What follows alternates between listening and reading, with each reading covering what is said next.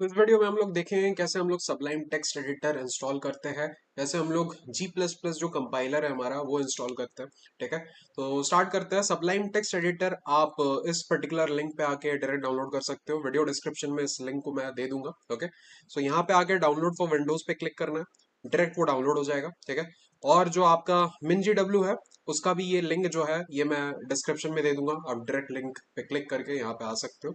यहाँ पे आने के बाद आपको इस बटन पे क्लिक करना है, विंडोज के लिए डाउनलोड करना है। विंडोज के लिए डाउनलोड पे जब आप क्लिक करोगे तो ये ऑटोमेटिकली डाउनलोड होना स्टार्ट हो जाएगा। ओके, तो ये देखो ऑटोमेटिकली डाउनलोड होना स्टार्ट हो गया। तो सबसे पहले हम क्या करेंगे, हम लोग MinGW को सेटअप करते हैं, इसको इंस्टॉल करते हैं। तो इस पे क्लिक कर दिया मैंने। अब इसके बाद आपको इंस्टॉल पे क्लिक करना है, कुछ नहीं छेड़ना है, बस आपको कंटिन्यू पे क्लिक करना है। मेरा ऑलरेडी इंस्टॉल्ड है तो आपका यहाँ पे रीइंस्टॉल की जगह पे ना इंस्टॉल का ऑप्शन आएगा, उस पर आपको क्लिक करना है। मैं यहाँ पे रीइंस्टॉल पे क्लिक करता हूँ। ठीक है, थोड़ा सा टाइम लगेगा इसमें, तो होने देते हैं इसको धीरे धीरे। तो सबलाइम टेक्स्ट एडिटर इंस्टॉल करने के बाद, MinGW इंस्टॉल करने के बाद हम लोग थोड़े कोडिंग स्निपेट्स के बारे में भी देखने वाले हैं आज, कि आप बॉयलर प्लेट्स कैसे बना सकते हो। साथ ही साथ कंपेरेटिव प्रोग्रामिंग आप अगर करना चाहते हो, अगर आप कोड फोर्सेस कोड शेफ में कॉन्टेस्ट वगैरह देना चाहते हो, एड कोडर पे प्रैक्टिस करना चाहते हो, तो आपको जो लॉन्ग स्निपेट्स होती है वो भी मैं अपनी वाली दूंगा। ठीक है, जो मैं स्निपेट यूज करता हूँ फॉर CP, तो वो मैं आपको देने वाला हूँ एंड आपको समझाने ही वाला हूँ कि कौन सी चीज़ मैं क्यों लिखता हूँ। ठीक है, तो आगे जितने भी लेक्चर्स आने वाले हैं वो कंपेरेटिव प्रोग्रामिंग रिलेटेड होंगे। कंपेरेटिव प्रोग्रामिंग में जितने एल्गोरिदम्स यूज होते हैं, जितने मैंने यूज किए हैं, वो सारे के सारे हम लोग डिस्कस करेंगे, उस पर क्वेश्चंस भी करेंगे। ठीक है, तो यहाँ पे हमारा MinGW इंस्टॉल हो चुका है। कंटिन्यू पे क्लिक करना है। कंटिन्यू पे क्लिक करने के बाद यहाँ पे आपका एक विंडो आएगा। यहाँ पे आपको ये जो MinGW 32 GCC G++ bin है ना, इस पे क्लिक करना है। यहाँ पे ये बॉक्स पे क्लिक करने के बाद आपको मार्क फॉर इंस्टॉलेशन पे क्लिक करना है। मार्क फॉर इंस्टॉलेशन पे क्लिक करने के बाद आपको यहाँ पे इंस्टॉलेशन वाले बार में आना है। यहाँ पे आके आपको अप्लाई चेंजेस पे क्लिक कर देना है, ये अपने आप ऑटोमेटिकली इंस्टॉल हो जाएगा। ठीक है, इसको क्लोज कर देते हैं। अच्छा, ये भी हो गया आपका, डन है। अच्छा, सबलाइम टेक्स्ट एडिटर आपका इंस्टॉल हो करना है, अभी डाउनलोड हो गया था, राइट।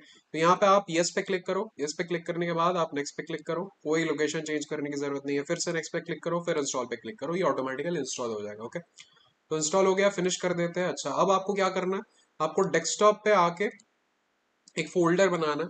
तो मैं नाम देता हूँ यहाँ पे सनीउल हुसैन हिंदी। ठीक है, ये फोल्डर हमने बना लिया। इस फोल्डर के अंदर आपको तीन चीजें रखनी है। एक तो है आपका input.txt, एक है आपका output.txt, output.txt, और एक है आपका code.cpp। Okay, code.cpp। अच्छा, अब हम लोग क्या करेंगे, सबलाइन को ओपन करेंगे। यहाँ से सबलाइन टेक्स्ट को ओपन कर लिया।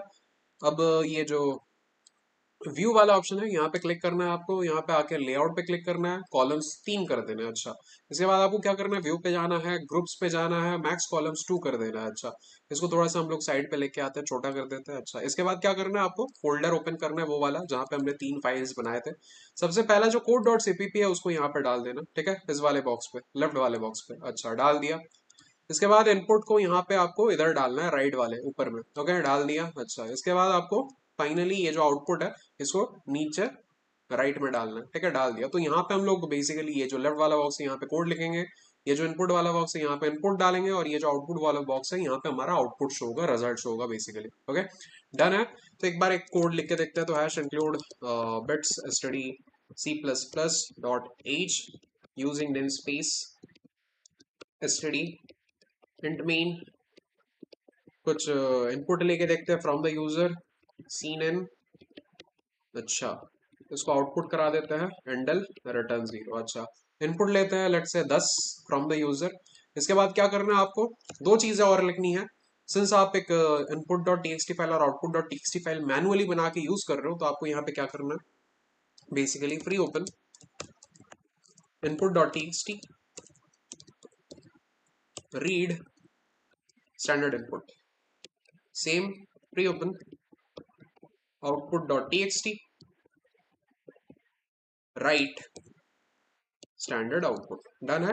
तो ये जो फिफ्थ वाला लाइन है, input dot TXT read standard input, ये क्या करेगा बेसिकली, ये जो इनपुट डॉट टीएक्सटी फाइल है इसमें जो भी आप डालोगे उसको रीड करेगा एज स्टैंडर्ड इनपुट। ओके, और ये जो 6 वाला लाइन है, free open output dot TXT right standard output, ये बेसिकली क्या करेगा, ये जो आउटपुट डॉट टीएक्सटी वाला फाइल है इस पे आपका आउटपुट राइट करेगा, ठीक है।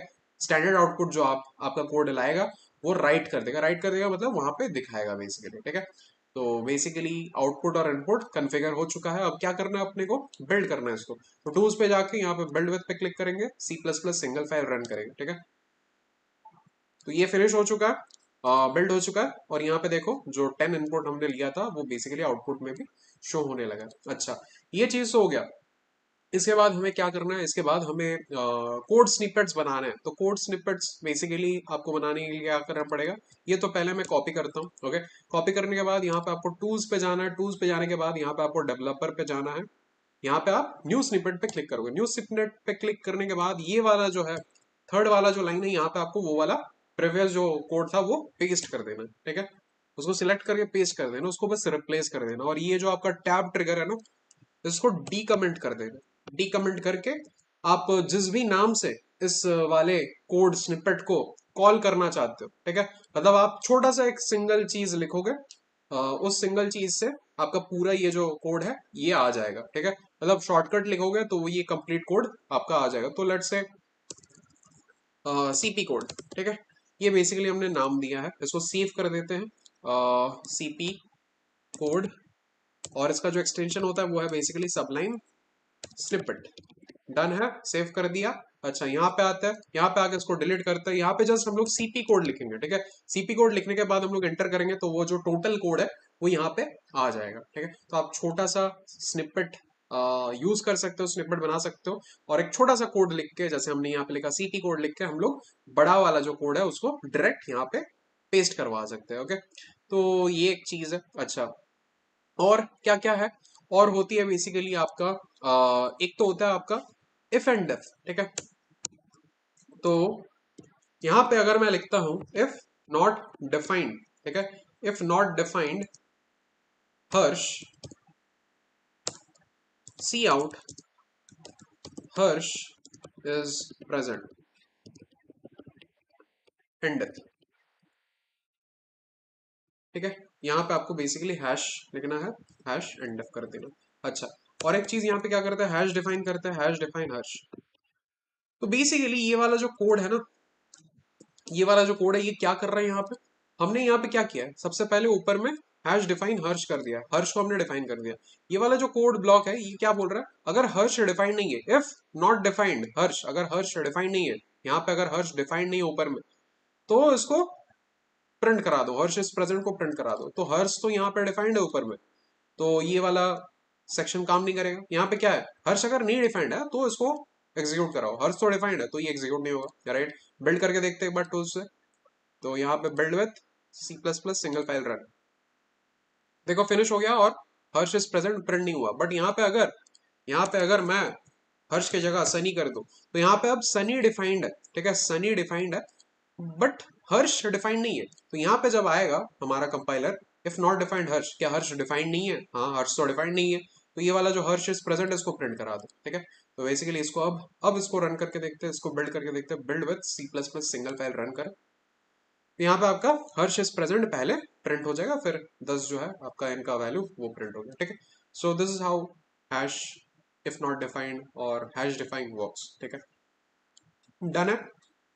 अच्छा, और क्या चीजें होती है, आप जब कोड फोर्सेस या फिर कोड शेफ में कोड सबमिट करते हो, तो बेसिकली वो कोड ना, लोग क्या करते हैं, जो जो प्रॉब्लम सेटर्स है या फिर जो प्लेटफॉर्म है वो क्या करती है, वो आपके कोड को एक पर्टिकुलर सेट ऑफ इनपुट्स पे रन करवाती है, ठीक है। आपके कोड को एक पर्टिकुलर सेट ऑफ इनपुट्स पे रन करवाती है। रन करवाने के बाद जो आउटपुट आता है उन इनपुट्स के लिए, वो आउटपुट एक पर्टिकुलर फाइल में स्टोर करती है, ओके। तो इनपुट के लिए एक अलग फाइल है जिसपे आपका कोड रन कर रहा है। अब कोड रन करने के बाद आउटपुट्स आ रहे हैं उन इनपुट्स के लिए, तो वो आउटपुट्स के लिए भी एक अलग से फाइल बनाया जा रहा है। एंड देन उनका जो ऑलरेडी डिफाइंड आउटपुट है कि भाई यही आउटपुट सही आंसर है, उसके साथ आपके कोड से जो आउटपुट आ रहा है उसको मैच किया जा रहा है, ठीक है। तो अब लेट्स से आपके कोड से 5 आउटपुट्स आ रहे हैं और उनका जो ओरिजिनल कोड था उनके कोड से भी 5 आउटपुट्स आ रहे हैं, बट आपके कोड का 5 आउटपुट उनके कोड का 5 आउटपुट से मैच नहीं कर रहा, तो तब आपको रॉन्ग आंसर मिल रहा है। ठीक है। बट अगर सारे के सारे मैच खा रहे हैं तो आपको राइट आंसर मिल रहा है और आपका सोल्यूशन एक्सेप्ट हो जा रहा है। तो उस केस में हम लोग ये जो फ्री ओपन कर रहे हैं ना, ये जो फ्री ओपन कर रहे हैं, तो यहाँ पे बेसिकली हमारा जो ऑनलाइन जजेस है, कोड फोर्सेस कोडशेफ, वो यहाँ पे प्रॉब्लम कर सकता है, ठीक है। उनके लिए प्रॉब्लम हो सकता है इन दोनों लाइन से हमारे। तो यहाँ पे हम लोग क्या करेंगे, hash if not defined online जज, ठीक है। अगर ऑनलाइन जज डिफाइन नहीं है तो वो लोग क्या करते हैं बेसिकली, वो लोग इस ऑनलाइन जज को ना डिफाइन कर देते हैं, ठीक है। तो अगर ऑनलाइन जज डिफाइंड नहीं है तो ही इन दोनों कोड को काम कराओ, अगर ऑनलाइन जज डिफाइंड है तो इन दोनों कोड को काम नहीं करवाना, ठीक है। यही बेसिकली हमारा इंस्ट्रक्शन है। तो अगर कोड फोर्सेस या फिर कोडशेफ पे आप सबमिट कर रहे हो सोल्यूशन, तो बेसिकली क्या होगा, उनका ऑनलाइन जज जो है वो ये वाला चीज ये डिफाइंड रहेगा, तो बेसिकली आपका ये जो दो लाइंस ऑफ कोड है ये काम नहीं करेंगे, ठीक है। तो आपका कोई हिंड्रेंस नहीं आएगा। बट अगर आप कोड फोर्सेस या फिर कोडशेफ में अपना कोड सबमिट नहीं कर रहे हो तो ऑनलाइन जज तो डिफाइंड नहीं रहेगा नॉर्मली, तो आपका ये जो दो लाइंस ऑफ कोड है ये काम करेंगे। Okay, so this is the thing.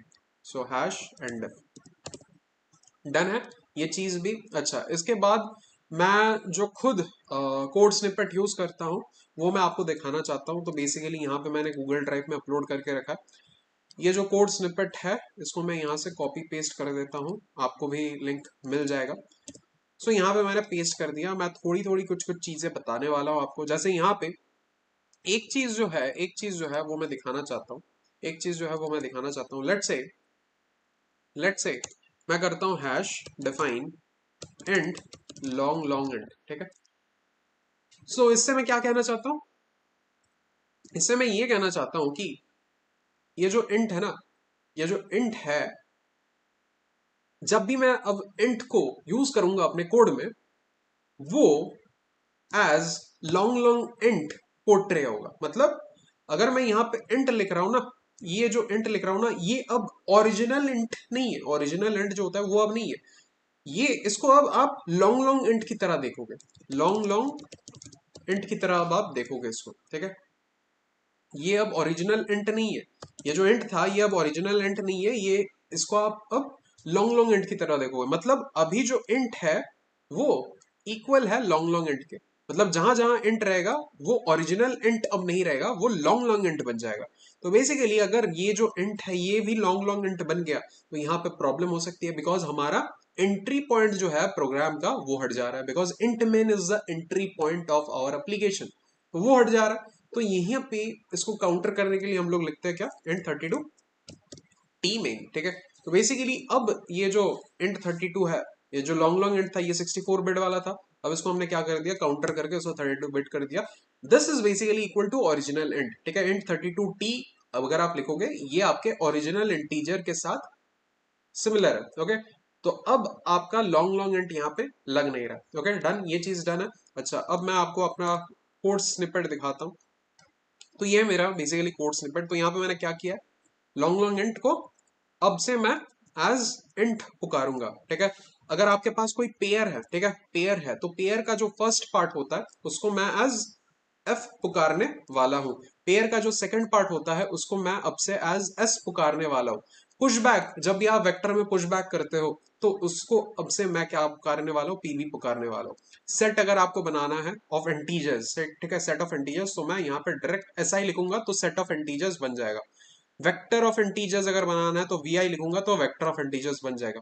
Pair of int int बनाना है तो मैं क्या लिखूंगा, पी आई आई लिखूंगा तो पेयर ऑफ इंट इंट बन जाएगा। Same goes for this one, vector of किसका, पेयर का वेक्टर बनाना है, पेयर किसका, इंटीजर, इंटीजर का पेयर का वेक्टर मुझे बनाना है तो मैं वीपीआई लिखूंगा तो वो काम हो जाएगा, ठीक है। तो ऐसे करके ही बहुत सारे यहाँ पे लिखे हुए हैं। यहाँ पे जैसे साइज, साइज ऑफ एक्स, इसका मतलब क्या है, जो एक्स डेटा स्ट्रक्चर है उसका साइज निकाल, ठीक है। यहाँ पे ऑल पी, इसका मतलब क्या है, जो सॉर्ट कर दो उसको, ठीक है। सॉर्ट करना अगर है आपको तो आप ऑल पी यूज कर सकते हो, ओके डन है। ये डबल, अब लॉन्ग डबल को आप एज अ डबल यूज कर रहे हो। सेम यहाँ पे प्रायोरिटी क्यू के लिए है, यहाँ पे प्रायोरिटी क्यू के लिए, ये आपका बेसिकली मैक्स हिप, ये बेसिकली आपका मिन हिप के लिए, ठीक है। ये जो बग वाला कोड है इसको हम लोग देखेंगे थोड़ी ही देर में। अच्छा, ये जो प्रिंट ए है ये बेसिकली क्या करेगा आपका, ये बेसिकली आपका ए के अंदर जितने भी आइटम्स है वो आपका प्रिंट करके देगा। यहाँ पे बेसिकली क्या हो रहा है, यहाँ पे बेसिकली अगर वेक्टर है पेयर्स का, ठीक है, तो फर्स्ट पार्ट सेकंड पार्ट अलग अलग से प्रिंट करवा के देगा। और ये बेसिकली क्या करेगा, ये रेंज रेंज में प्रिंट करेगा, ठीक है, ये बेसिकली रेंज में प्रिंट करेगा। एक वेक्टर है ए आपके पास, उस वेक्टर में एक्स टू वाई जितने भी एलिमेंट्स है वो प्रिंट करा के दे देगा, ठीक है।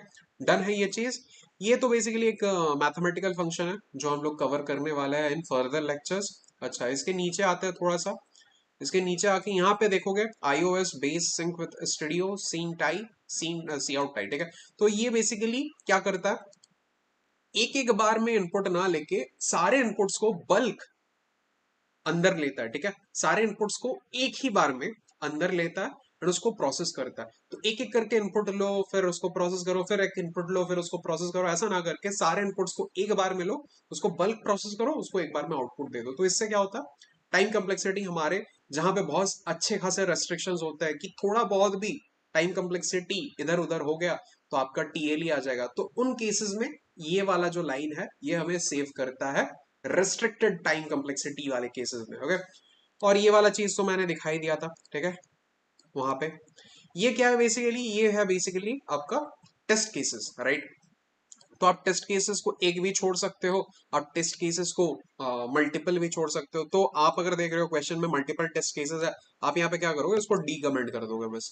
तो बेसिकली आपका जो टी इक्वल्स टू 1 है वो मॉडिफाई हो जाएगा यूजर वाले टेस्ट केस से, ठीक है। तो यूजर अगर बोलता है 5 टेस्ट केस है, तो 5 टेस्ट केस वहां पे टी में आएगा, तो टी का जो वैल्यू है वो मॉडिफाई हो जाएगा, तब टी का वैल्यू 1 नहीं रहेगा, ठीक है। बट अगर एक ही टेस्ट केस है क्वेश्चन में तो आप इसको कमेंट कर देना बस, ठीक है। डन है। लेट्स से 5 टेस्ट केसेस है, ओके, 5 टेस्ट केसेस है। और यहाँ पे मैं क्या करने वाला हूँ, यहाँ पे जो सॉल्व फंक्शन कॉल हो रहा है ना, हर टेस्ट केस के लिए ये सॉल्व वाला फंक्शन कॉल हो रहा है। तो यहाँ पे जो सॉल्व वाला फंक्शन है, लेट्स से यहाँ पे मैं n ले रहा हूँ और m ले रहा हूँ, राइट। तो बेसिकली क्या करना है, यहाँ पे n और m लेना है। तो let's say first test case के लिए n का वैल्यू है 1, m का वैल्यू है 2। अच्छा, सेकंड टेस्ट के लिए n का वैल्यू है 3, m का वैल्यू है 4। थर्ड टेस्ट केस के लिए n का वैल्यू है 5, m का वैल्यू है 6। फोर्थ टेस्ट केस के लिए n का वैल्यू है 7, m का वैल्यू है 8। फिफ्थ टेस्ट केस के लिए n का वैल्यू है 9 और m का वैल्यू है 10, ठीक है। तो मैंने 5 टेस्ट केस लिए और n और m का value for each test case मैंने यहाँ पे ले लिया, ओके।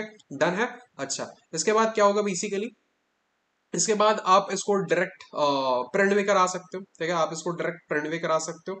या फिर जैसे यहाँ पे बग वाला फंक्शन ना थोड़े देर में मैं दिखाता हूँ, ठीक है, बग वाला फंक्शन मैं थोड़े देर में दिखाता हूँ। So let's say C out, यहाँ पे क्या करना है आपको, लेट्स से एन पहले आपको प्रिंट कराना है, फिर आपको एम प्रिंट कराना है। एंडल कर दिया, देखते एक बार करके।